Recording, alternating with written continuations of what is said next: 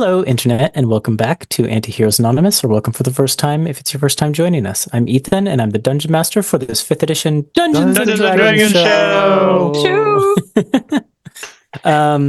We are, for your information, playing remotely today, so if there's any weird technical stuff that happens, just please forgive. We're going to do our best.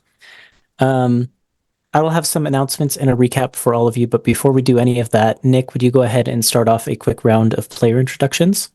Sure. Hi, I'm Nick. I play Embers of White Ash, the Tabaxi Sun Soul Monk.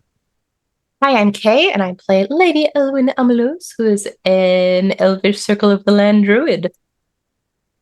Hello, I'm Melissa, and I play Tuppence Wiseacre, who is a Court of the Sky pixie bard. Hi, I'm Zach, and I play Vert, the Changeling Armor Artificer.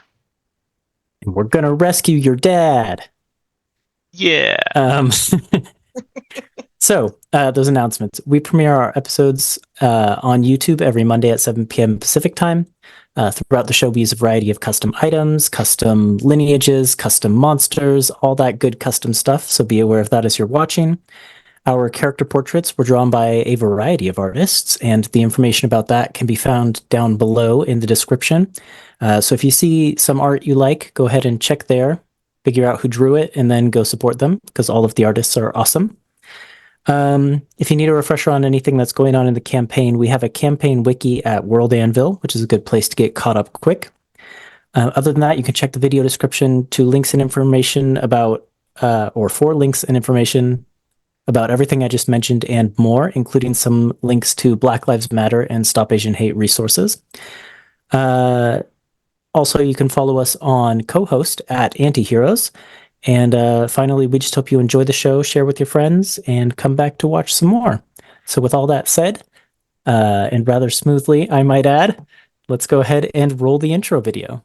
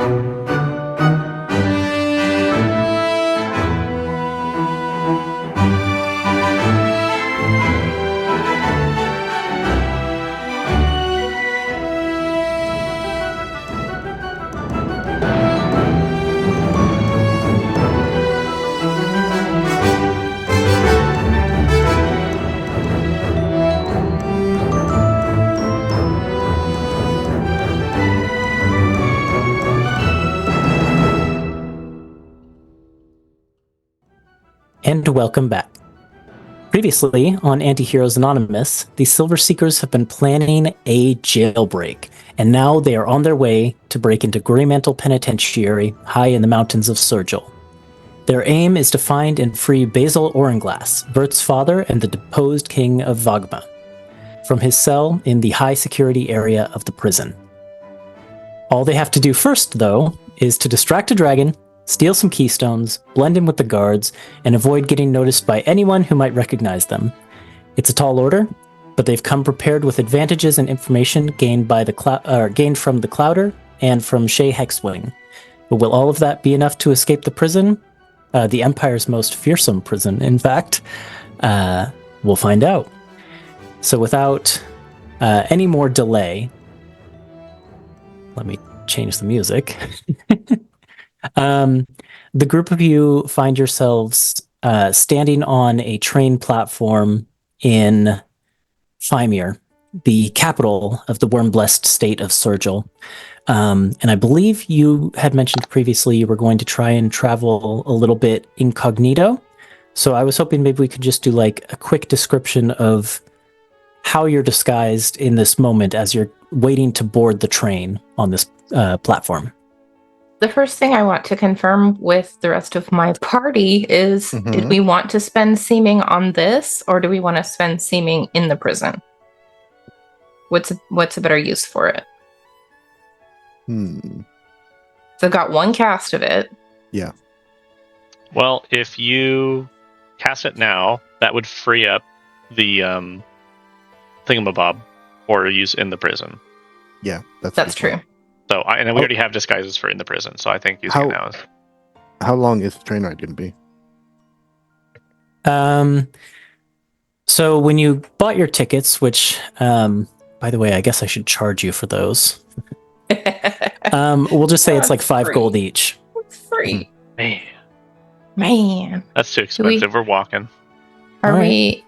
we taking that from our personal funds, or are you taking that from the party funds? I'll take it out of the party funds. Okay. We're going to expense it, so... I'll expense it. That's great. When you buy your tickets, there's like a board behind the ticket booth that kind of has the route laid out across a map, and it shows the different stops that it's going to make along the way. And you can see that the train is going to, basically it's going to be traveling east and then turn a little bit northwards at some point and kind of head into the mountains. And along the way, it's going to stop in a variety of towns and cities. But it looks, as you're kind of looking at the route, like Greybarrow is kind of the end of the line, and then it will turn around and come back this way. All in all, since you're cutting cross country, it's probably going to be at least 12 hours on the train, I would say. Theming's good for 8. But maybe it's more important to have our disguises here in Fimir, Yeah. And then the farther we get from Fimir, the less likely it is we'll be recognized out there. Yeah, I think that's true. But we've also got your hat of disguise, Embers. Are we going to be in a train car, though, or something? Or are we just in the general mix? Do we have our own, Well, then that would make a difference. That's true. That is a good question. So, the train, and as you kind of get to the station, you would notice that there are various different types of, people and groups who are boarding this train. Like you can see, it's got some cargo cars. There's also at least one armored, you presume, like prisoner transport car. But then there are what looks like some luxury coaches that probably have private compartments. And then there's like a general seating set of cars that would be a little bit more like general populace. Let's spring for a private car. Okay. Then I'll up you at 10 gold each. Okay. We're still going to expense it. So I think if we're doing a private car, I might just we can do seeming, but I'm also going to disguise myself as the butler disguise, and then I can just interface with the attendants and stuff like that. Yeah, because we are posh. Well, yeah, if we're doing a private car, we don't need to spend the seeming either. Yeah. Because between the disguise hat and my ability to transform into an animal and Tuppence's ability to just hide in a pocket, yeah, we could even only pay for 2 tickets that way. I don't want to get caught with the conductor coming on jet tickets and be like, yeah. Throws you out the blimp, no tickets. But Tuppy doesn't even use a chair, so does I really need to pay? The attendant still makes you pay when you go to the ticket booth. Okay, well we'll do seeming then, and at least we'll be disguised for the first part of the trip. And you don't need to worry about disguising yourself as a butler Vert, because you're just going to have an illusion on you anyway. So whatever disguise you wear isn't going to matter, because seeming, I think, is on top of that. It'll be the same disguise layered twice. Okay. Vincent twice. So what does everyone's seeming disguise look like then? As you're standing here on this busy train platform where some people are loading luggage, other people are kind of boarding their trains going different directions, and you're kind of waiting for your train to pull up. Well, I think if we're springing for a private car, I think Ellen's going to lean into her noble upbringing. So she still looks noble, but she doesn't look like herself. I think she knows that she's not great at deception, so the easiest way to deceive someone is to keep it as close to the truth as possible. Right. So I think she'll probably take inspiration from like people she knew back at home. So she'll be an elf, like a high elf, very similar look, and just carry herself very regal, a little with that air of I will not deign to speak to you kind of attitude. The speak with my butler attitude. Yeah, and then Vert's the butler, and then Embers, I think Elwyn would approach you and be like, do you want to lean into your role as a bodyguard? I can make you look like like anything you want. Yeah, I thought about this last weekend because I wasn't sure if I would have to tell people what I'm going to be disguised as. I guess because I'm going to be using the same disguise in the prison with my hat. So I thought about this. Embers' alter ego is a tall, lithe, extremely pale elven woman with green hair and green eyes, calling herself Marieth. Great. Marieth. Okay. What about you, Tuppy? He's going to be a bigger dwarf. A dwarf. Does seeming... I think seeming can go outside of your size can category. make each creature seem 1 foot shorter or taller. Oh. So Tuppence, your best bet might be to hide in someone's Yeah, pocket. Or you could be a gnome, right? Aren't they about? She could be a gnome with 1 foot taller. Yeah. She'd be a short gnome, but she could do it. Okay. But those kinds of illusions are super easy to see through, too. Yeah. So, I'll just hide in a pocket, but, I have that armor where I can make my coloring a little bit different. We'll just do that. Okay. Seeming is still going to layer on top of that. So if I have her like appear to be like embroidery on Embers' shoulder, so she sits there and like it's like a moving embroidery. Like think about like Maui's tattoos. Okay. Yeah, that works. I mean, it just looks like a small minor enchantment, which kind of helps sell the noble vibe. Yeah. But the question is, do they charge us for that embroidery or not?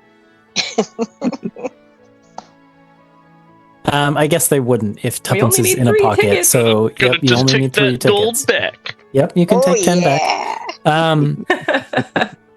So my one question is, I believe you're going to get out of me rolling to see if anybody notices you by doing this, or recognizes you, I should say. But refresh my memory, Vert never used the butler alter ego until you got to Amberhearth, right? That's Correct. Okay. Then yes, I think you're safe from anybody recognizing you here, so I don't have to roll for that. Cool. It was an option. I had stuff in notes for it. Okay. Your train pulls up, and like I said, you can see that there are a variety of different cars. There's sort of the ones that are more for the general populace, and you can kind of see into the window there. There aren't like even the general populace ones are pretty nice. Like it's not going to be a packed like a packed train in Japan where people are standing like shoulder to shoulder or anything like that. Like there are seats kind of in rows. Those will probably all be filled based on the number of people you're seeing on the platform. The private compartments, when that section of the train rolls up, there aren't a lot of them. And it looks like probably only 2 or 3 of them will be filled besides the one that you're taking. So they're much more spacious, and you'll have the room to yourself. And then, like I mentioned, there's at least one kind of armored prisoner transport car and some cars for just like luggage and other like supplies that are being shipped out of the city to elsewhere. Roll a perception check, if you would.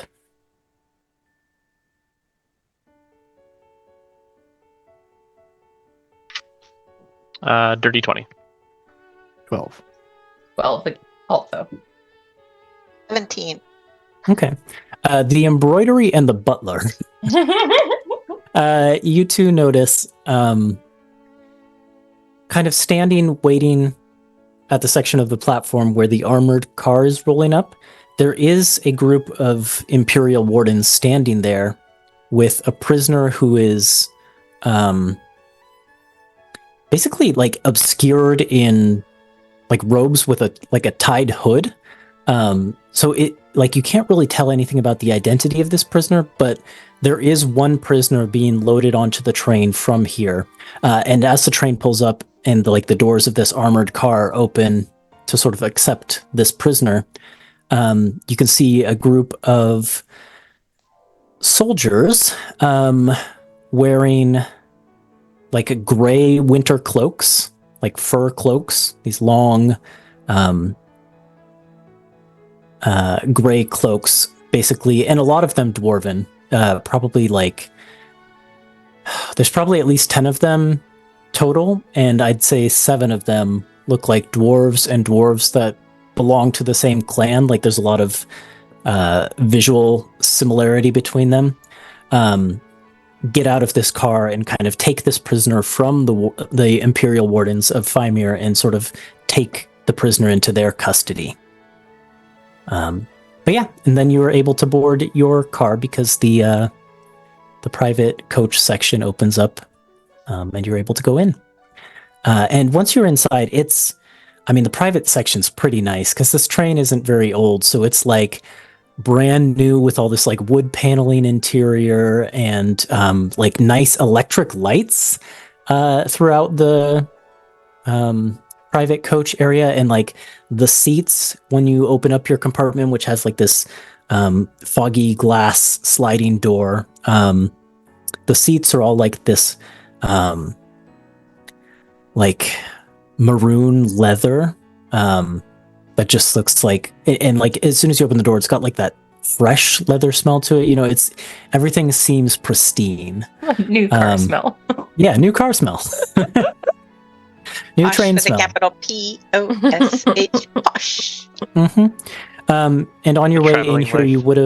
you would have come through probably what looked like a dining and bar car. There's probably one for the posh group, and then there's probably a separate dining car down the line that's got access for the common folk. But yeah. The train will probably set off pretty soon, so you can just kind of settle in. Anything you want to do? I could get used to this. Oh, go ahead. Just Okay. talking- So that prisoner that got loaded was like what we noticed was that a prisoner was getting loaded, but not anything significant about them. Yeah, so the prisoner's identity was kind of obscured because they were in like, it looked like it was intentionally done. They had the prisoner in like these kind of like billowy form concealing robes, and then with a hood like tied over their face. Okay. But they were clearly, they were a prisoner because they had like manacles on their arms and legs and stuff like that. So, Yep. I know I didn't succeed on the roll, but how many guards were receiving this prisoner? Oh, it was probably about 10 total. Okay.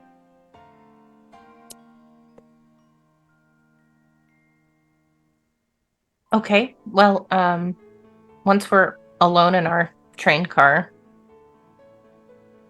I guess I'll turn to the group and say, well, now that I have some space in my ring, so hoping to get some advice on what to put into it. What I should pack, so to speak. So, pausing here for a second, Hmm. this would be a thing if you wanted to, for example, leave that obscured for now and flash back to, oh shoot, I wish I had this spell in my ring. My brain doesn't work that way, Ethan, but thank you for reminding me that was It's a an thing. option, yeah. But then we'd have to spend a use of our thing on it. Yes, and I can explain that now. The way that the flashbacks will work is basically we'll flash back to a scene that will then create, and depending on what happens in that scene, it might require a roll or a spent resource or, something like that.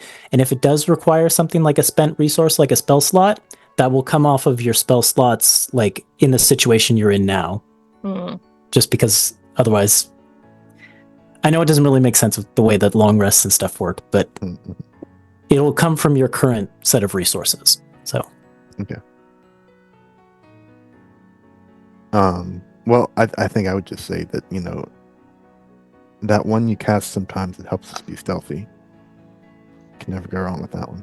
Right. I've got that one prepared today, so I could put it in there. I could also put some healing in there. Mm-hmm. If I were to DM question, put like a revivify in there, which costs money. Does the money get expended when I put it into the ring or when I cast it from the ring? Or would I have to pay twice? No, you wouldn't have to pay twice. I think you'd spend the money now when you cast it into the ring. Okay, because I was thinking that might be a good idea just to keep one in the can, and then I don't have to worry about saving spell slots for it, just in case. But if I'm going to need to do something like rip a hole through a wall made of stone, that's a bit more magic. So I couldn't hold both a Revivify and that. But I could hold a Revivify and a Pass Without Trace in there. It also doesn't have to be your spells. So you could get Tuppy spells or Vert spells. That's true. Well, we can hold off then and just say we've got 5 levels of spells, slots, in the ring that we could have. So if we use the ring as part of our flashback, we don't have to use spell slots, right? We can just say, we used 3 of these slots of the ring. No, so... Because the whole point of spell storing is not spending spell slots in the moment. So it actually might be better for you to fill it now then and decide what it is. The benefit of doing it later would be you wouldn't have to say now what it is, and you can just be like, I wish I had a spare casting of this, Now, I understand what you're trying to say, but if it's going to cost me... Yeah, I get it. Later, when I could be spending the spell slots now, that doesn't make any sense. So we should figure this out, but... So, I don't really fully understand how the resources are used. I was kind of futzing with Roll20 because the slideshow stopped, but we can cover it later if you want, or... Basically, it's just if we enter one of those flashbacks, it might involve a roll or like a spent resource. And if it does involve a spent resource like a spell slot, it comes out from your current pool rather than like saying, oh, I did it in the past and I would have long rested by now. So, so it will come out from from your current pool of resources. Okay. That's all you missed.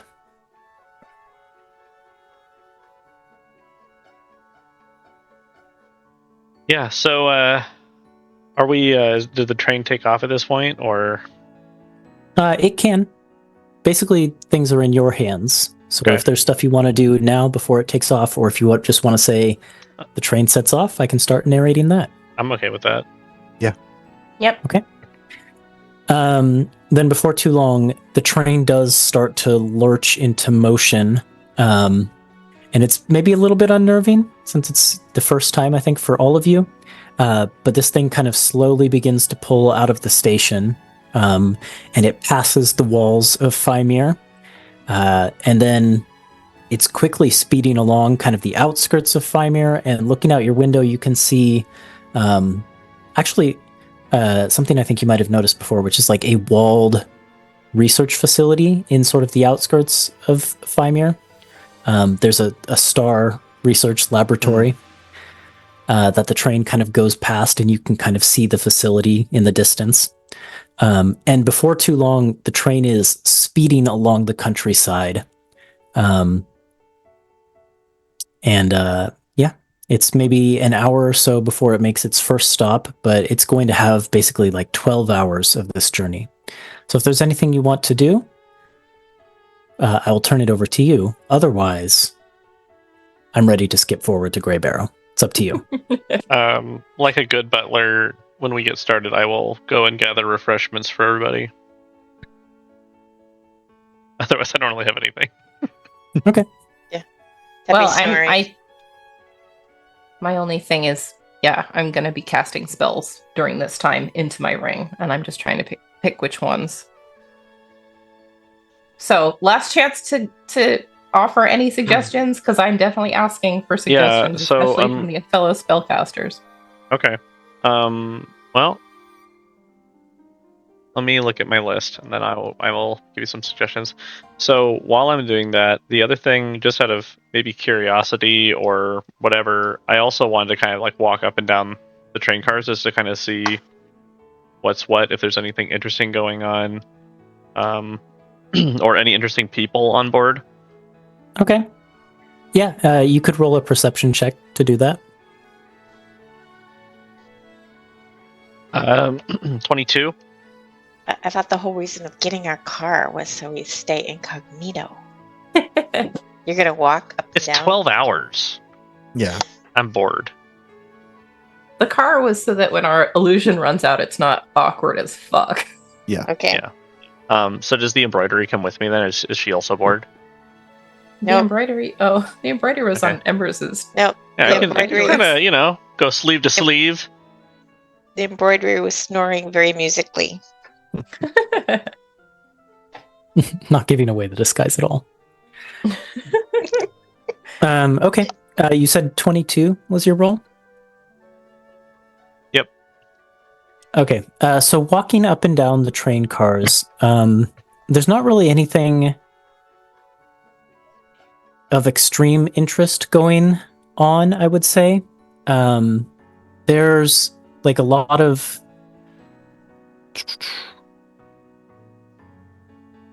like, especially in like the more like common transport section of the train, like there's a lot of conversation going on. Like it's pretty packed. There's pretty much people filling all of the benches, and there's like, there's families with like kids who are like clamoring over their parents to look out the windows, and like there's like traveling groups of like business people in like suits and stuff. There's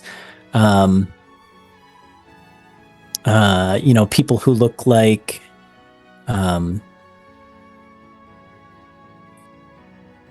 maybe more like local, like they not necessarily like farmers, but like they're not like the big city people, but there's like smaller town people who might have been like in Fimir for one reason or another and are maybe now going home. So there's a lot of different people in that section. When you kind of walk up and down the like posh cars section, the doors are all closed, and you know that like I said, only 2 or 3 of them are occupied besides yours. But you're kind of heartened to see that when the door's closed, it's pretty soundproof. Like you can kind of hear the muffled sounds of conversation happening within, but you can't really tell what they're saying. So that's good news. You do bump into like a ticket inspector who's going up and down the train, maybe the other direction, kind of checking tickets. And then finally, like you get towards the back of the car, and that's where you can see like there's an area you can't go to. It's not public access, and like that's where the prisoner transport car is connected. And there's a set of these dwarven guards with these like gray fur cloaks. Like they're really, really like thick, warm winter cloaks set outside to guard it, and they've got like these big dwarven battle axes and stuff like that. Time to break in. I would say with a roll like that, you might spot like one of these guards kind of off duty. Maybe it's not his turn to watch, and he's like at the bar in the bar car getting a drink. Do they happen to spill any information while they're on break about like who they're transporting or any other prison related information? You rolled really high. So yeah, the bartender seems to be kind of like a pretty elven woman, and it's clear that this guard is kind of like into her a little bit, and he's kind of like bragging. I think it's probably what would happen. And he's going on, and he's really only got like one flag and a veil, right? So he's not like drunk or anything, but he's like, oh yeah, I was specifically chosen for this detail. Like, we were sent over to Fymir here to pick up a really big time prisoner, a spy, if you believe it.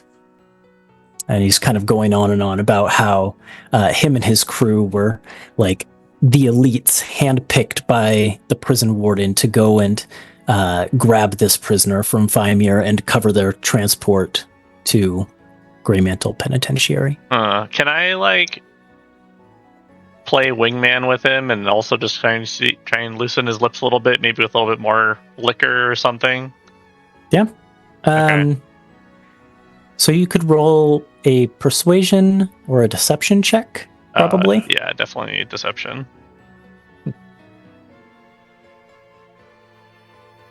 Natural 20. No way. Okay. What's the total, out of curiosity? With deception, that's a 27. Okay.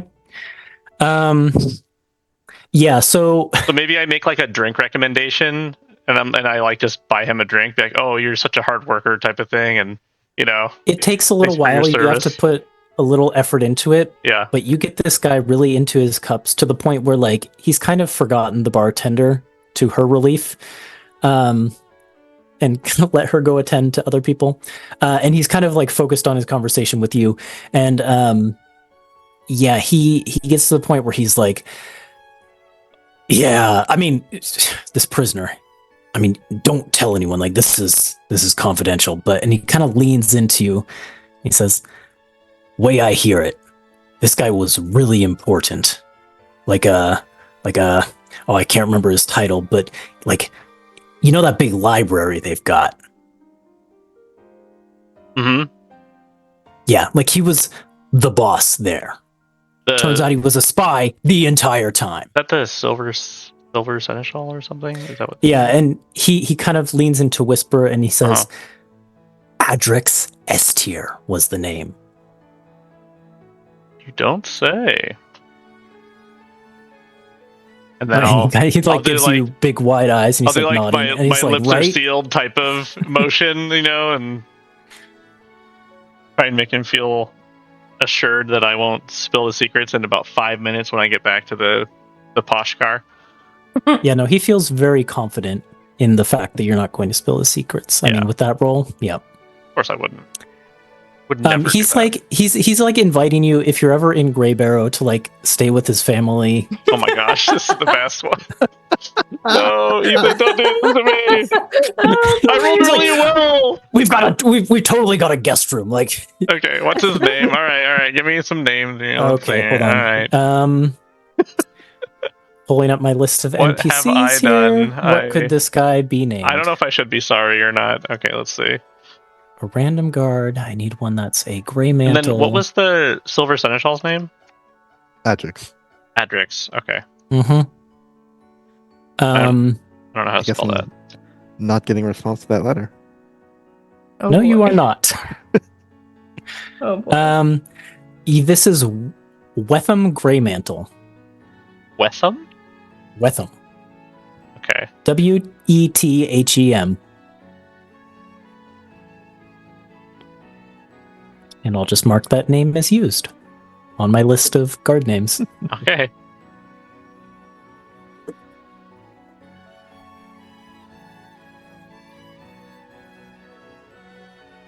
Okay, well, I got an in. With Wetham. Okay, yeah, so I spend a little bit of time talking with Wetham, and then eventually making my way back to the posh car. And I'll just kind of sidle in. Yeah, and then tell everyone what I just learned. They remember that prisoner that we saw in the when we were getting on the train? Yeah. I I understand that was Adric's Silver Seneschal. Wait, the librarian? Yes. Why? Looks like our list of people we need to rescue just increased. They claimed that they were a spy. of Some What have they sort. got? What have they got? Oh, spying? That's what For it sounds who? like. I didn't get that much more information.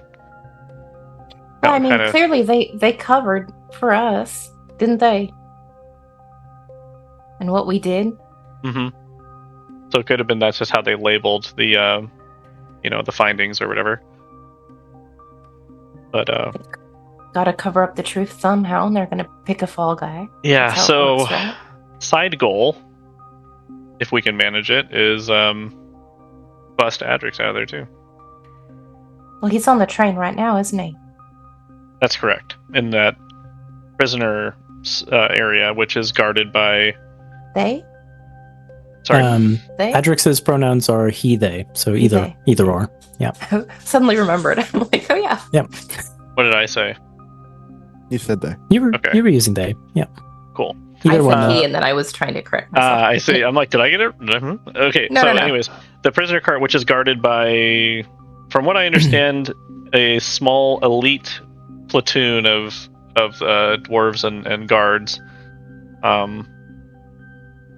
So probably not good idea to bust our I mean, cover right if now. we'd bust our cover if we tried anything right now, but Yeah.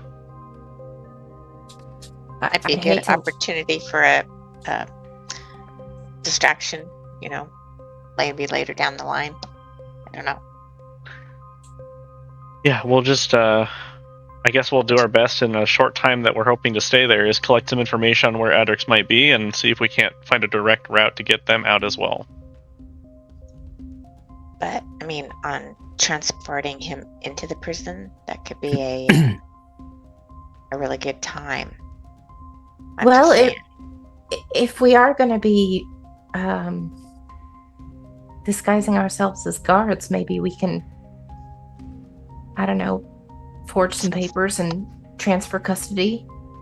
Ethan, did I get the impression that the guards, that Wetham and Co. are the full-time guards, or are they same rank as us of what we were going to be? Well, you don't necessarily know what your identities are going to be. That's okay. What the Clouder representative is going to have for you when you reach Greybarrow. Right. Right. Okay, fair. You did not get the impression that Wetham was an officer, but among the dwarves and other guards who you saw on the platform receiving the prisoner you now know to be Adrix, at least one of them would have been an officer of some rank. Okay. And it would have been visible from decorations on their uniform. Right. Okay, got it. Well, yeah, that kind of assumes we have to work with whatever disguise we're given, so Yeah, and we're not going to get our disguises till we get there. exactly. So But when we're in the prison, it is going to give us a chance to find out where he is, so we can just yes. bust them out too. Do we still have, or do you have a locate object? Locate person I type can of thing? prepare locate objects. I still have the spell scroll that lets me cast locate person.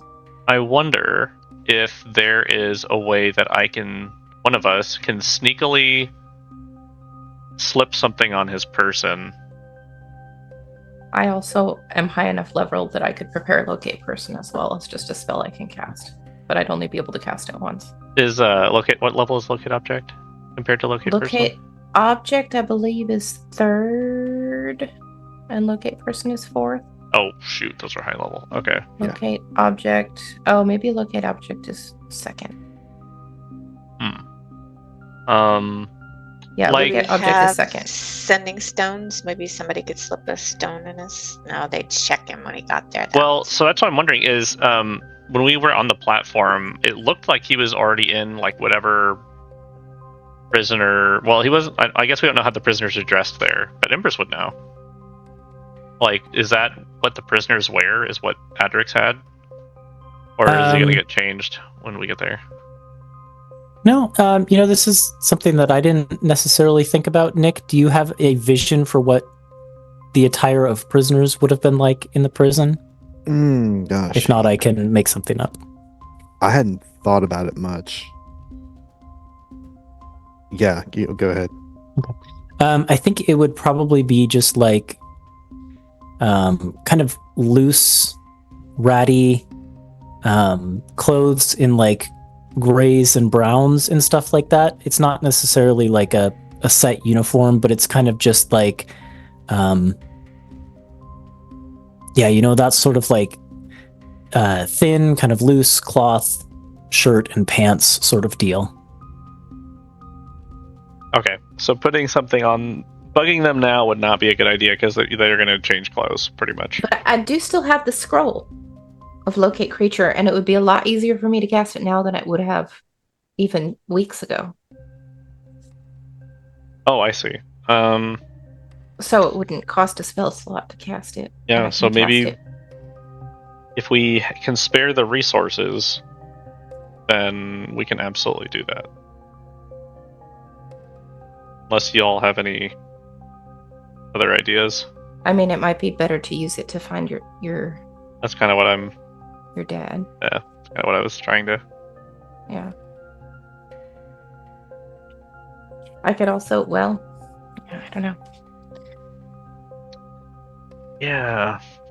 Tuppy could go in his pocket. That'd be really risky, don't you think? Or follow him invisible.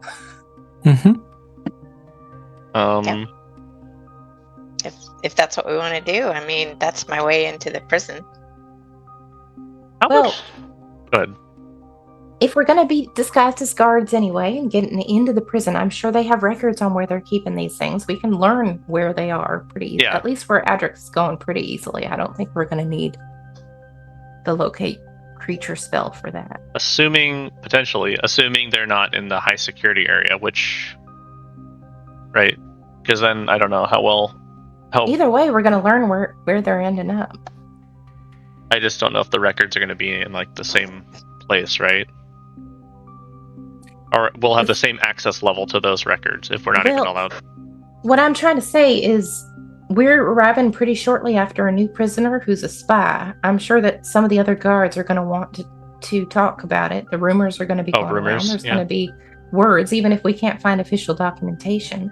I mean, People are going to know. That's true. I can always chat with my new friend, I suppose. Be a lot easier to get that information than it would be to get the information about your dad. True. Yeah. Okay. Yeah, we can think on it and see if we can't learn the information when we get there. I think that's probably the safest option. I think we'll know a lot more once we arrive. Yeah. And we learn about our disguises and all that stuff.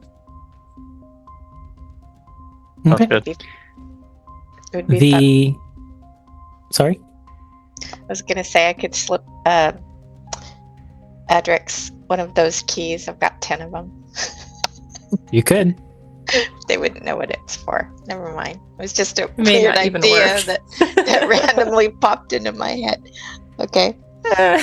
Sorry, go ahead. I do love the image of Tuppence like trying to sneak in though by like running across the top of the train car. Like I don't know. Singing the Kronk song the whole way.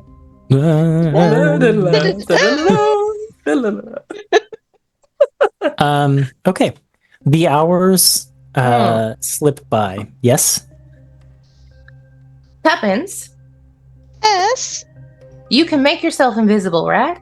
Yes. Can you put that spell into my ring? I can.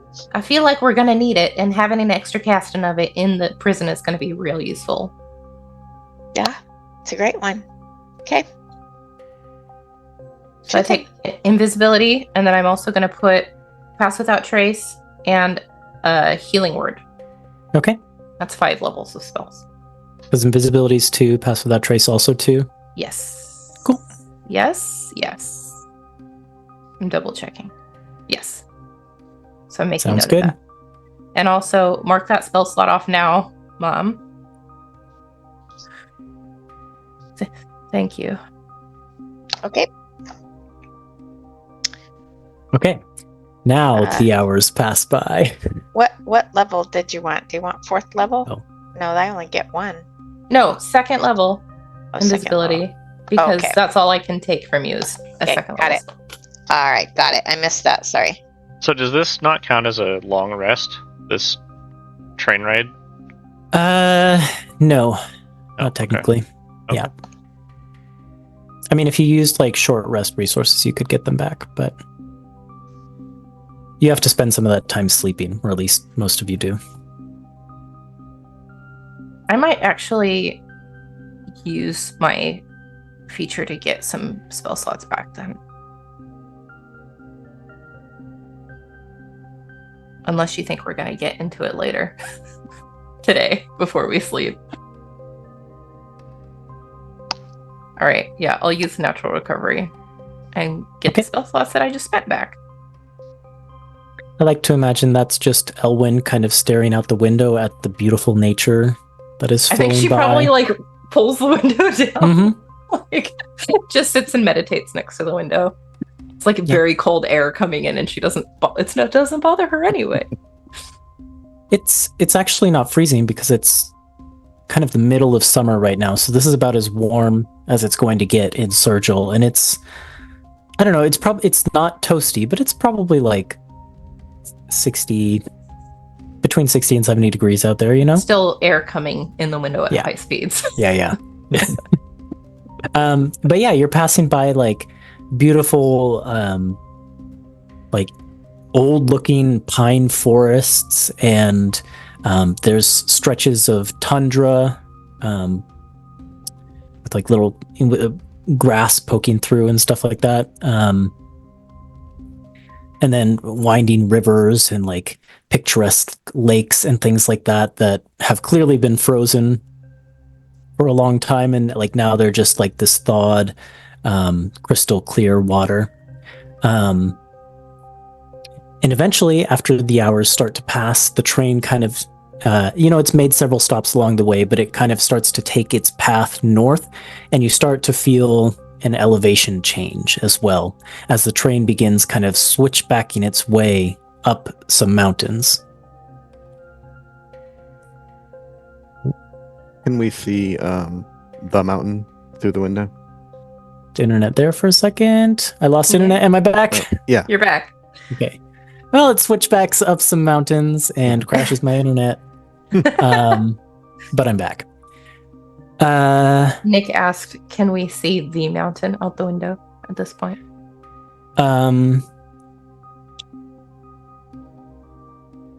Probably from certain angles in the switchbacks, you can start to see one of these mountains in the group that you're kind of climbing up right now is particularly tall. You're not really close enough that you could see the prison just yet, but like one of these mountains kind of looms tall over the rest, and it's got this cold, gray, stark appearance to it. And Embers, it is familiar. I'll point it. That's where we're going. Right up there. I put my hand on your arm. Are you all right? This is a nicer way to get there than the last time I went. It's a good way to look at it. This rail hadn't been built at that point. It's not really an answer to the question, though. Nervous. Me too. It's important that we do this, but I also feel like we're biting off a bit more than we can chew here. Especially trying to get 2 prisoners out at once.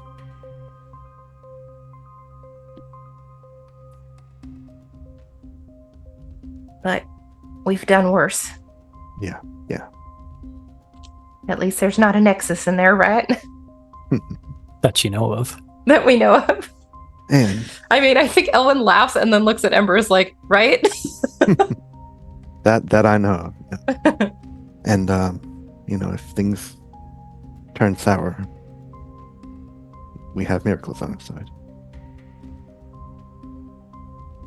Yeah. Yeah, we do. And we have a way out as long as we can get to a tree.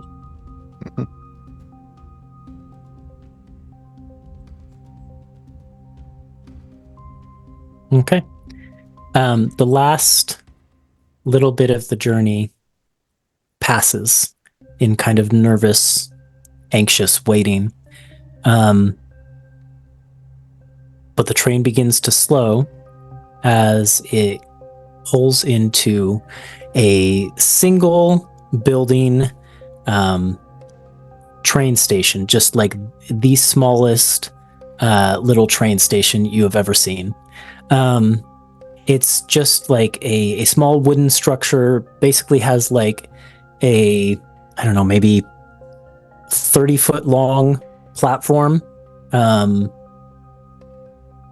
on both sides of the wooden structure, and then the tracks kind of loop around it, and you can see that this is basically where the train is going to just turn around. But before it does that, it stops, and your conductor, or I guess one of those attendants, would probably come through and give some instructions about like disembarking. At this point, there aren't really a ton of people who have stayed on the train. Like most of the people in like the common class have gotten off the train at this point. There's the Greymantle guards and their prisoner. There's maybe a couple people within the common class, and then you. Like all of the other posh people have kind of disembarked at this point. Yeah, and you, when you get off, it is, well, let's see what kind of day it is. I've got a table for temperature and weather. Can I have someone roll a d6? Sure, I've got plenty here. 5. Ooh. When you step out of the train, it is these big, heavy snowflakes that are coming down hard and fast. It is a heavy snowfall, and there's also a bit of a wind coming into it too. So like the snow is coming down at a bit of an angle. So it is bitterly cold. You just said we were in the middle of summer. But now you're up on a mountain, the tallest mountain in Sergil. So looks like I'm back in Island. Like pull out my big cloak. Yeah. Where are we meeting our contact? So they should be somewhere here, nearby. Okay. Would all of you roll a perception check? Mm-hmm. Well, it's not super sunny outside, so... No, it is not. And in fact, it is... You guys would have gotten in at nighttime, really. Mm-hmm. So... Dirty 20. 13. 15. 6. Okay. It's going to be Elwyn who spots the person you're looking for. So you're kind of looking out from the platform at the town of Greybarrow. And what you see, let me give you a brief description of Greybarrow itself. It's kind of dark, and with the storm, it's a little bit tough to see. But, you know, with your superior dark vision, you can see that there's like lantern light flickering in buildings not too far away. And from what you can see, this looks like a kind of a bleak and really small town. Like it probably only has about like 2,500 people who live here.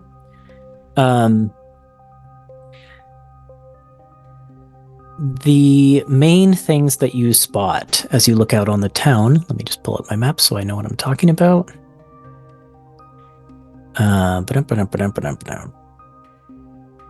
Greybarrow, where are you? There it is. The buildings themselves, most of the structures you can see look a little bit run down and worn. They're mostly made of like wood.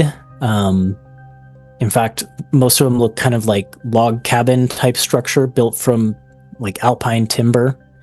But there is one large building. It looks almost like a citadel structure of some kind. That is kind of off on the eastern edge of town. And then even from here, you can hear kind of like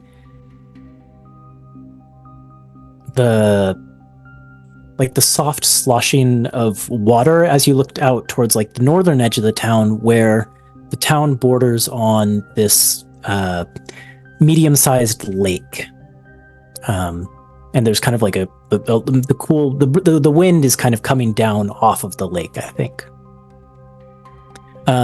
But as you're looking around, you do spot a figure who kind of makes eye contact with you, and this figure is hooded with like kind of a stooped posture, and they're carrying a lantern, but they give you kind of like a hand signal that you were told to look for when they catch your eye. Okay. So I'll walk over there and give them the verbal. It was Elwyn. It was me that saw them. But sorry, my description got long, but it was Elwyn who saw. Oh, right. I elbow Vert and point them out. Now you can walk over there. All right, I'll walk over there and whisper the code word and say, "The clouder meows at midnight." Oh my god. That's exactly the code word. And the response that you get back is, "But the mice have gone to bed." Okay, so yeah, we know what's up. Yeah, and this figure, you can kind of get a look under the hood a little bit when you get close. Looks to be a human man. He's got this like I said, stooped, hunched posture. Here's my description of him at all. He's got kind of like a mousy face with like, he's just got like a mousy look to him, and his hair is kind of like a little bit like loose and stringy. Also a little bit greasy. He's got like dirt and grime on him, and he's got some teeth missing when he like opens his mouth to give you the password back. And he says, "Good. You must be the ones. I'm Two-Faced Marlowe. Come with me." All right. I guess we're following close behind Vert. Mm-hmm. Okay. Well, Two-Faced Marlowe leads you through the town. Does anyone want to make a perception check as you kind of go through the town? Sure. Natural 20. Oh, snap. Jeez, I'm not even gonna roll. For a total of 27.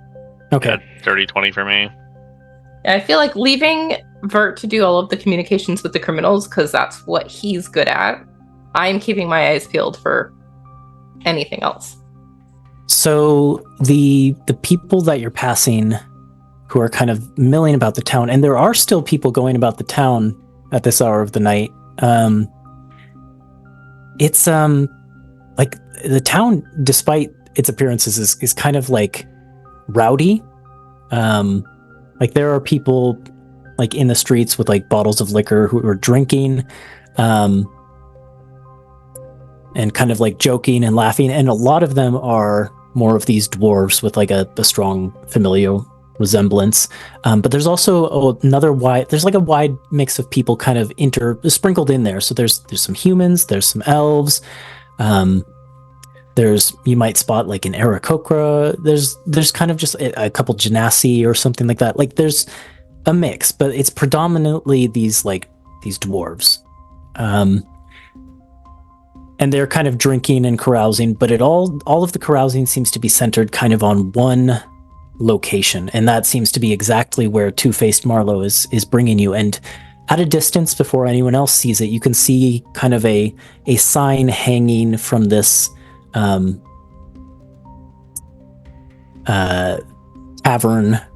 like the eaves of it. This dingy-looking sign that just says "The Barking Eel." And it's got a little picture of an eel kind of wrapped around the words, but it's all faded and chipped, and there's graffiti on it. Mm.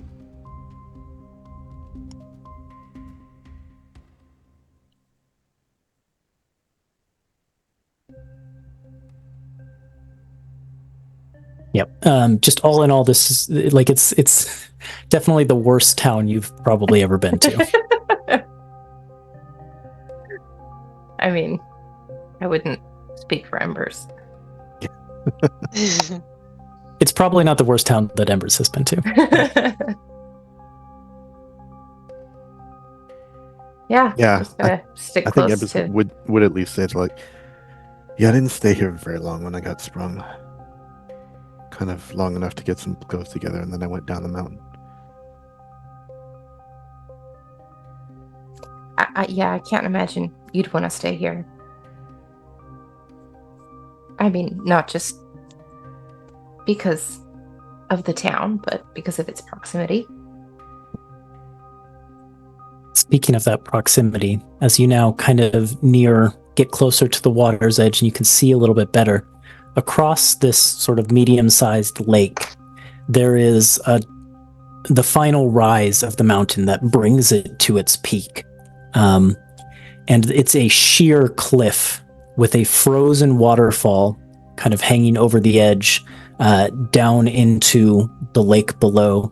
And you can see this construction of wood, like wooden beams and metal struts, this elevator that rises the hundreds of feet from the bottom, like from the lake surface at the foot of the frozen waterfall, all the way up to the top of the cliff, where there is a structure of imposing, dominating, imperious stone walls surrounding a single tower that rises up. You see Greymantle Penitentiary seated atop Mount Varengar.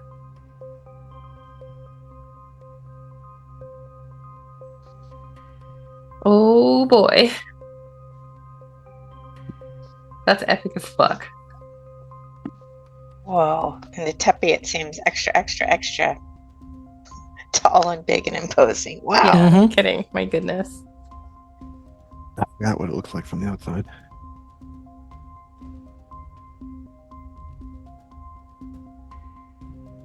Let's go in then. To the Okay. tavern. Two-Faced Marlowe leads you in, and basically, well, let me see what I got as far as description of this place. I'm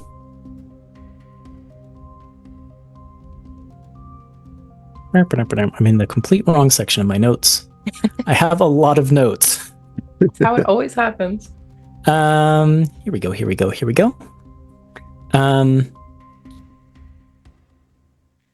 Yeah, it's kind of exactly what you expect from the outside. When you kind of approach, there's like a shattering of glass sound, as you can hear, like someone has like broken a bottle or something on the inside, and there's laughing, there's shouting. You can hear maybe the dull thuds of like people fighting in there. It is a ruckus and kind of horrible bar and inn, but it is the only one in town. You step inside and you can see there are some normal-ish looking people kind of keeping to corners away from the trouble. They look like maybe they're like loggers or fishers, people like local people who aren't involved with the prison necessarily. We're just trying to have like a drink after work. There are obviously off-rotation prison staff. And yeah, it's just there's a lot of like singing and shouting, and like I said, there's a little bit of fighting going on. It looks like someone is on the ground bleeding, and there's like glass shards next to them. But the drinking continues around them. And Two-Faced Marlowe kind of just leads you up the stairs past all of this, just giving like a nod to the bartender behind the bar, who just has tossed like a dirty rag to the person who's on the floor bleeding. Ellen grabs Bert's hand and pointedly like closes her eyes as they go through, so she doesn't have to look. And Two-Faced Marlowe basically brings you into a small 2-bed room up on the second floor. Beds look ratty and like they're stuffed with like straw or something like that. There are probably like holes in the sheets, and like you see a cockroach skitter under the bed when you come in. But the door shut behind Two-Faced Marlowe turns to the group of you and kind of assesses you and says, All right. So you're the ones I've gotta work with. I've gotta fix up some identities for you.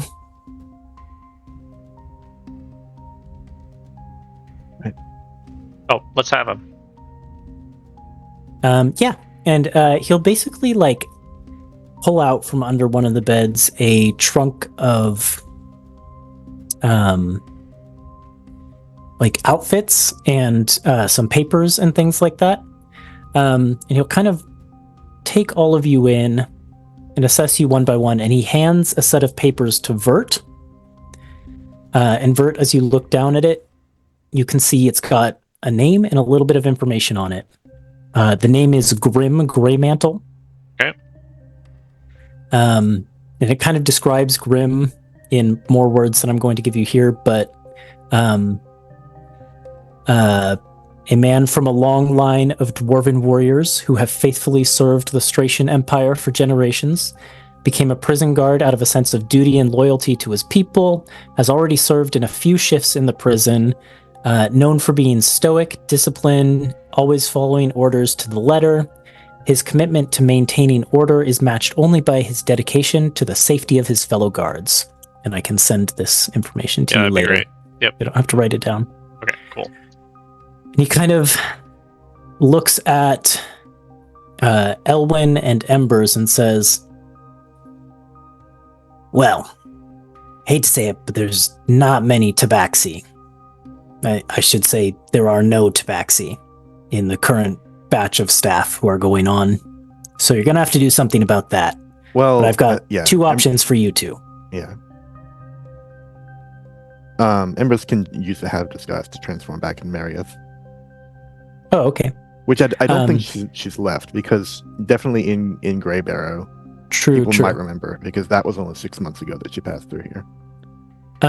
In which case, he would not make that comment. So Maria was an elf? Yeah, I think a wood elf. Wood elf. Both of the other ones are dwarves as well. I mean, odds are even, Nick. Even. All right. So he hands you a set of documents that on it, and there's like pictures in with all of these as well, kind of like black and white photographs. Mhm. The set of documents that he hands you say Sergeant Bela Silverblade, and it's a picture of like a dwarven woman. And the information says that she served in the Stratian army with distinction on Vogma's borders. However, she recently suffered a scandal and was relegated to prison as punishment. Relegated to work the prison, not into the prison. Yeah, you know what I mean. Despite entering with an officer's rank, the information says that she was resentful of this perceived slight, that she seemed prone to bouts of rage, and that as a leader, she was known for being stern, utilitarian, and inflicting harsh punishment on those who do not follow her orders to the letter. And then that leaves the set of documents handed to Elwyn, which also has a picture of a dwarven woman on it. Oh, This great. dwarven woman, unlike the other two, does not look like a soldier or a warrior. And it says Elena Ironpot. Elena Ironpot, according to these documents, was once the proud owner of a bustling tavern frequented by adventurers and locals alike. However, a series of unfortunate events, including a disastrous business deal and a fire, which consumed the establishment, led Elena down a path of desperation. In need of a fresh start, she took up a position as head cook in the prison kitchen. Despite her kind of gruff demeanor, she still harbors dreams of rebuilding her tavern and intends to use her culinary skills to win the favor of influential figures within the prison, hoping to secure a chance at redemption. And now I will send these three to you. Thank you.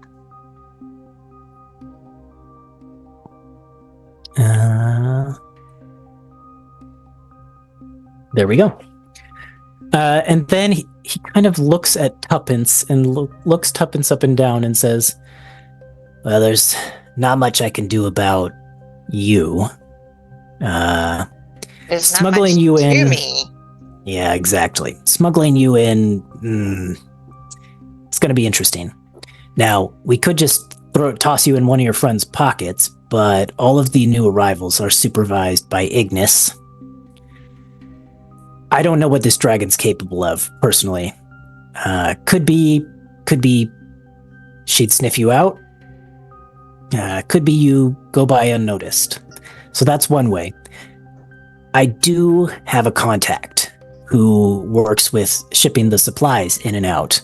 I could get you into a crate if you wanted. Fine by me. Just no snakes.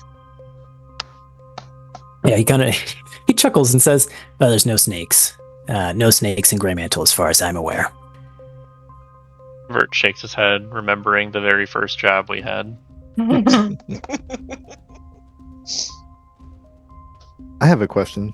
Mm-hmm. These three people that we're passing as, does Embers remember any of them?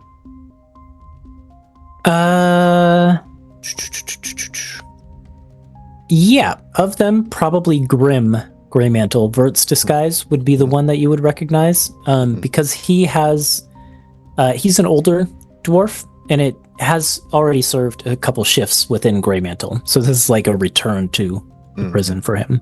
Okay. A return to duty. The other two are newcomers to the prison. Yes. The impression that Embers would have had of Grim is kind of also what's written here in the dossier. It's that he was kind of like stoic, disciplined, followed his orders, and was kind of expected order as well from the prisoners. But wasn't like cruel or anything like that. Kind of stern but fair, I suppose. Gotcha.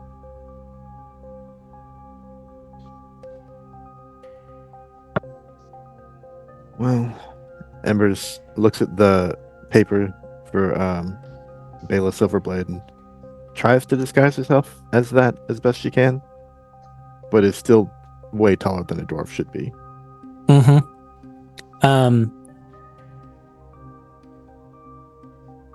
Two-Faced Marlowe kind of surveys you using your magic and kind of like nods in approval and says, "That's a nice trick.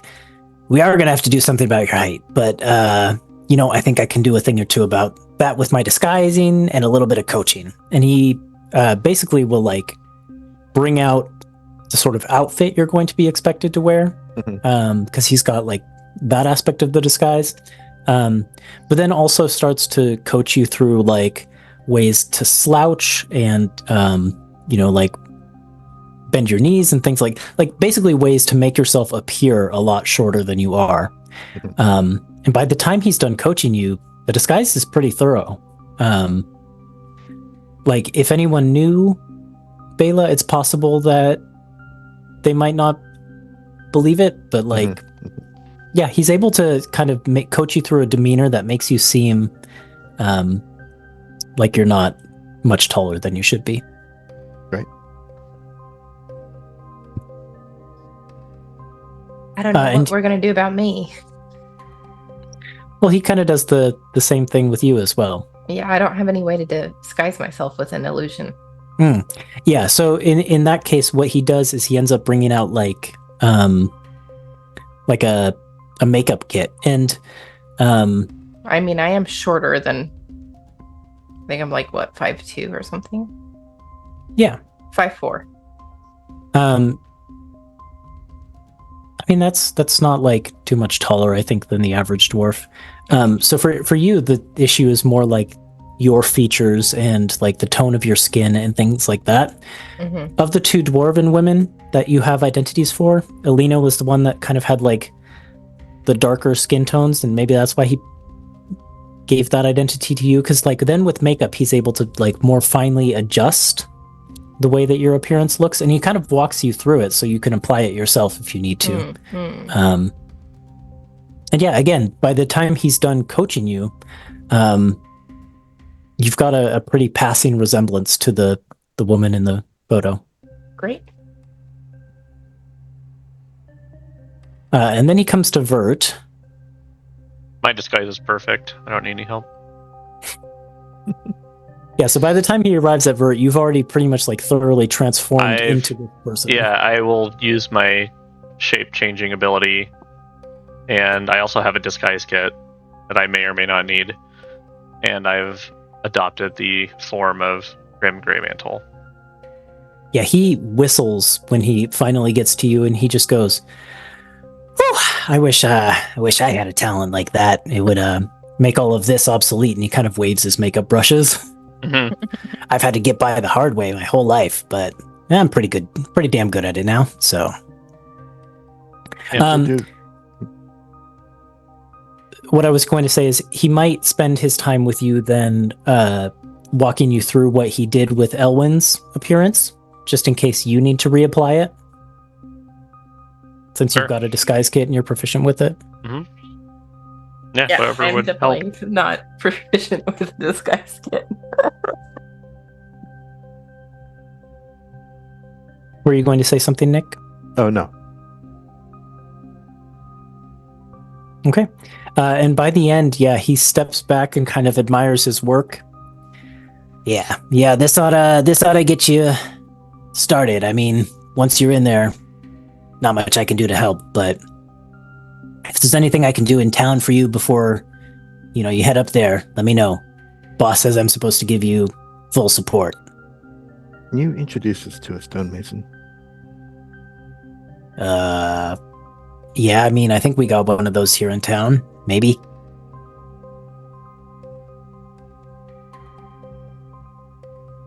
I'll look into it, he says. Yeah, and he'll probably actually leave for a few hours to go look into that right away then.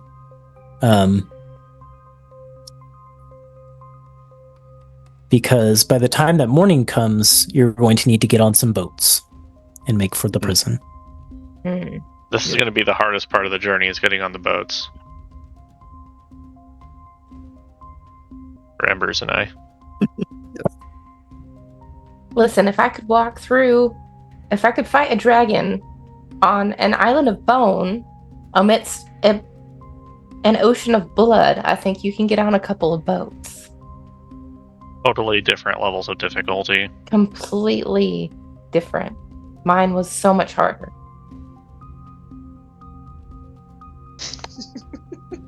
I almost threw up like 4 times during that fight. I think you actually did in your mouth a little bit. I think I did, actually. As long as they stay far from the railings, that should be fine. Are they like rowboats, or are they like proper boats? Rickety little things? They'll be kind of... They will be rowed, but they aren't like tiny rowboats. They're rowboats that are like big enough for a good number of people to pile on. So...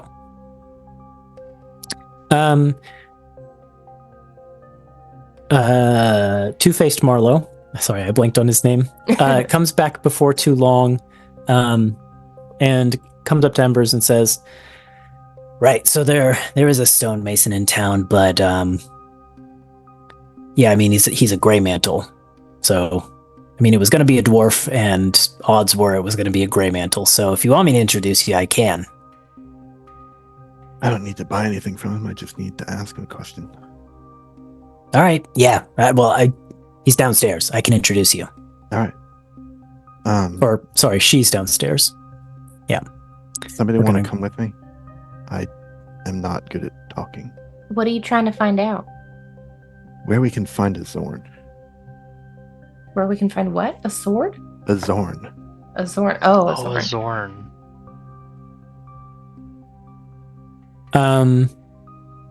So for this one, I did some thinking about it. Mm-hmm. Finding one here, I think, Embers, you would have had time like in Amberhearth to do a little bit of research and figure this out. Finding one here is going to be a little bit challenging, probably. Okay. The best place you were actually going to be able to find one is in the Underdark near Amberhearth. So I think this would be a good candidate for like a flashback. If you wanted to say, okay, this is the time we need the Zorn. Let's find out if we found one. Okay, yeah, I like that.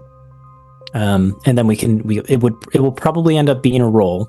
But I think that would be the best place to find one. And then they've got like their stone glide, so you could, if you're able to convince it, it can make its way here. Gotcha. Theoretically, yeah. Cool.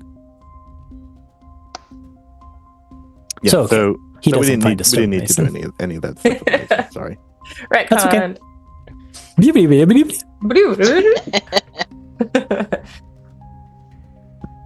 Did anyone else need to do anything or try anything before we go over on the boat? I mean, do we need any more information from Marlowe about the state of things at the prison, or If they've got anything, sure. because we really just got our disguises, but like, what about? Yeah, what can he tell us about the prison that we don't already know? Well, let's take a look.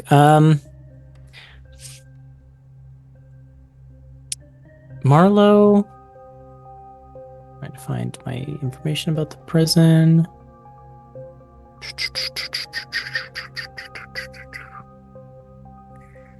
So Marlowe kind of is at this point like maybe sitting on the edge of one of the beds and kind of like facing the group of you. He's kind of like stroking the stubble on his chin, and he says, well, not much I can tell you about the inside of the prison. I've never been inside myself. I'm more here to watch the comings and goings. I can tell you what I've heard. Can't tell you if it's true. I've heard that there's magic on all of the cells, older magic from when that sort of thing was more plentiful. I've heard that the walls are, and the floors and things are supernaturally reinforced, probably again with some sorts of arcane means. They say birds avoid the place. Don't know why that might be, but something I've heard. Birds don't fly over the prison.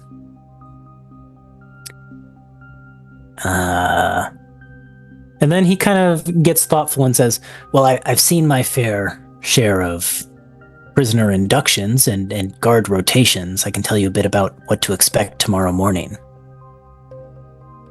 That'd be great. Anything you can tell us would help. Yeah, he nods. Well, they're going to ferry you across Greybarrow Basin to the other side, and you'll board the elevator platform. And then the dragon, Ignis, she's going to...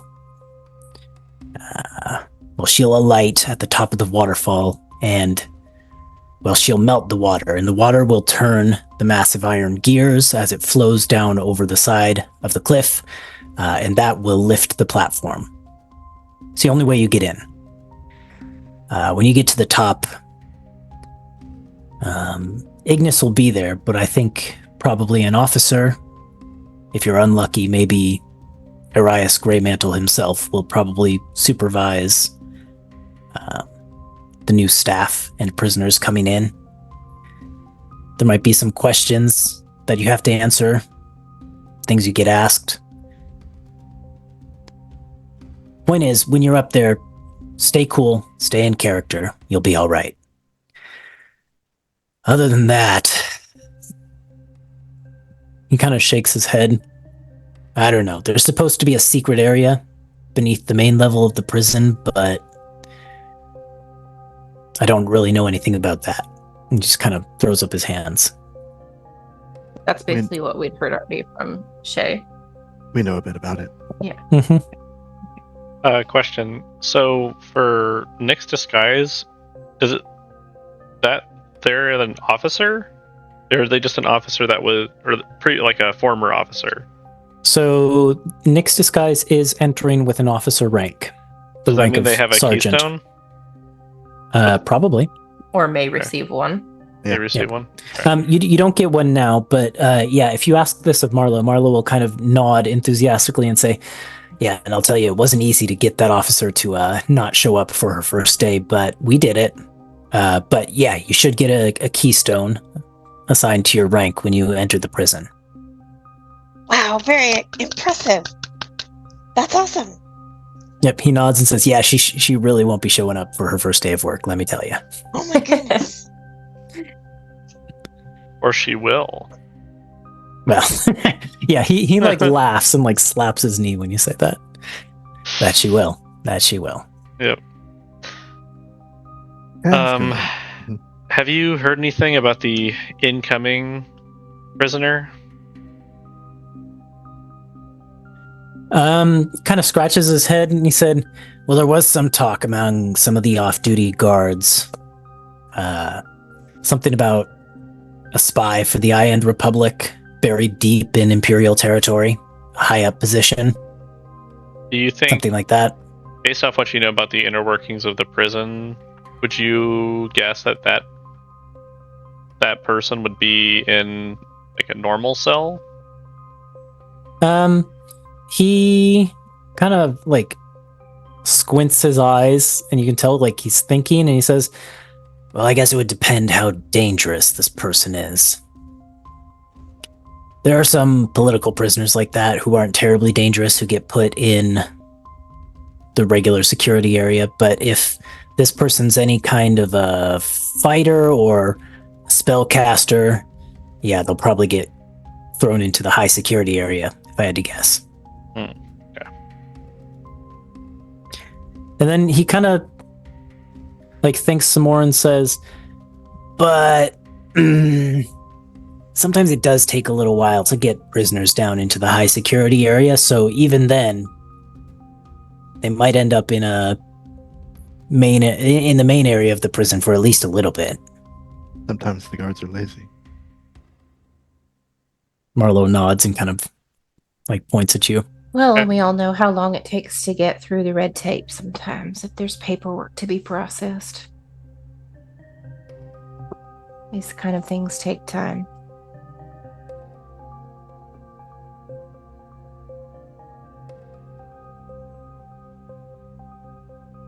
Well, this has all been really helpful. Sorry. What was that, Nick? I have an unrelated question to any of this. Sure.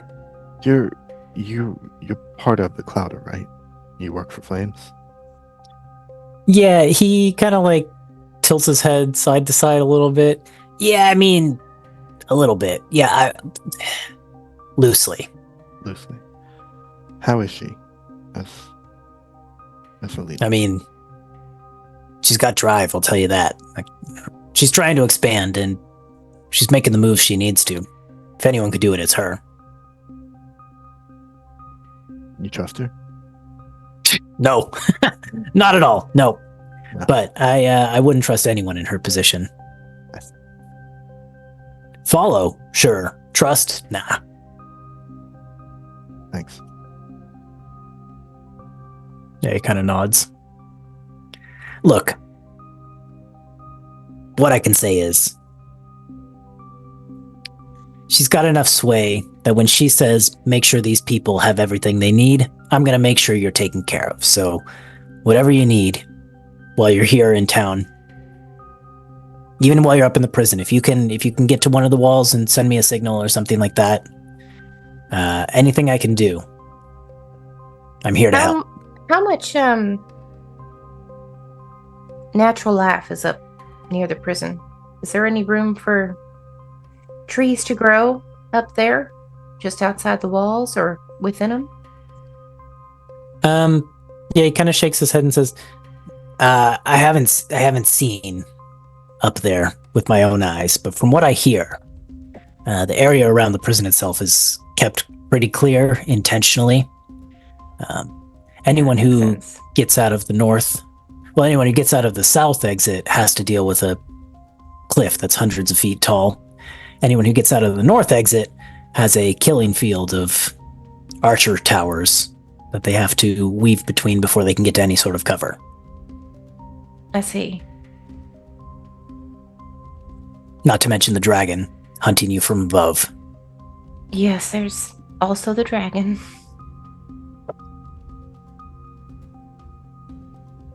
But, I mean, it's a mountain. There's trees. So, they're there. Might be a little ways from the wall, but they're there. You said that we're going to board the boats in the morning? Mm-hmm. Okay, then I think I would probably summon my familiar tonight. The owl, snowy owl, and have it do a lap around, fly up and around, and see if it can just scout out the locations of trees that would work for my spell, just so I have a kind of an awareness of exit routes.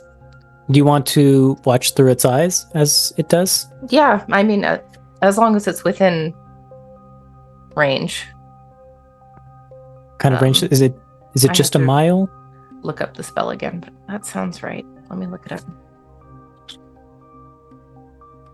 I always forget the rules of this spell. 100 feet. Oh, okay. Yeah, it's going to go out of your range. Yep, pretty quick. Wait, hold on. Oh yeah, 100 feet. Yeah, so I definitely can't do that. But I can cast Speak with Animals when it comes back to But talk if to it. birds don't fly there, would it attract unwarranted attention? Just not directly over the prison, right? Is what he was saying. Yeah, that's kind of what he was saying, but Okay. I mean, who knows? Like, that's just a rumor, so... Yeah. Okay. Like, I mean, I would direct my familiar not to go directly over the prison, but just around and see if Okay. what I can see, and then have it report back to me, and I can communicate telepathically with it. So I guess I don't even need to cast Speak with Animals. I can just have it send me mental images of what it saw when it comes back. Mm-hmm. It's gone for probably, I mean, a couple hours to try and get like a thorough view of it, and you're waiting It gets kind 3. of anxiously. Okay, 3 total? It gets 3 total. All right, it's probably gone for like 2.5 then. Mm-mm. And then it does come swooping back to the window. You let it in, and the snowy owl kind of like hops onto the windowsill. Mm. Woo! Woo! And it starts to send you this flood of mental images. From above, and again, off to the side, because he didn't fly directly over it, but like from a higher altitude, like the prison still looks foreboding. It's ominous, and you can see that even in the late hours of the night, there are guards posted, and the walls all seem to be well lit. In fact, the interior of the prison also seems to be well lit, despite the dark and the late hour. Kind of just like Marlo said, there aren't really any trees super close to the edge of the prison. Like, the prison kind of comes right up to the edge of the cliff, where it's got that massive elevator platform that will apparently turn due to water wheels being pushed in the morning. But the other side is kind of just this wide open snowy field, and it is like the snow is still coming down heavy, so there's like fresh snow kind of covering the ground there. And there are a number of like tower watch stations out there in that sort of wide open field. And then once you get past that, there is a small like alpine forest kind of up against the rocky face of the mountain, with plenty of trees that would be viable. What about, well, I guess on the south side, like in the town area too? I mean, yeah, surrounding the lake, Greybarrow Basin, and kind of even on the outskirts of town as well, there are, scattered groups of trees here and there, and even a couple sort of medium-sized like evergreen forests. From what you saw when you were in town, because you had a really good perception check, like it does seem like there's a bit of a logging industry here. Right. So there's definitely trees here down in like the town area. But again, that's like down the cliff Down the face. waterfall. Yeah. Okay. So I'll communicate that to the group. Say, well, we're either going to have to find a way to get down that waterfall fast, or find a way to get across the shooting range without getting shot at. We planned for this. Perhaps we did. Well, ice is very slippery. You can go really fast on it. Maybe, I mean, how many tower stations are there? So I hadn't defined a number, but I mean, probably like 5 or 6. I guess And they're there's kind of also- spread out throughout that wide open field area. We could just be stealthy, or we could, yeah, we'll figure it out maybe. But would we rather try to escape north then? I ask my party. Well, Vert has Featherfall. So if we were to take a leap of faith, How many people can you catch with that? it I can- should be me and 5. Yeah, 5 falling creatures. And And we only fly. need to target 5. And I also So- have Dimension Door, and if it works. Yeah, could come to that. The 3 of us plus hopefully 2 more. Exactly. Okay. And it's certainly an escape they won't be expecting.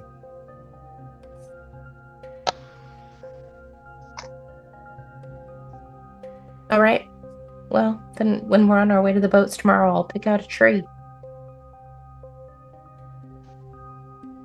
Okay. Two-Faced Marlowe takes his leave, but he's here in town, so if you ever do need to establish a flashback of like, oh shoot, we need a distraction in town or something like that, you can always try to do that with Two-Faced Marlowe. The night passes. The room that Two-Faced Marlowe basically set you up in is kind of yours for the night, and it's not comfortable. There are definitely bugs and nasty creepy crawlies in the room, and possibly in the straw of the bedding.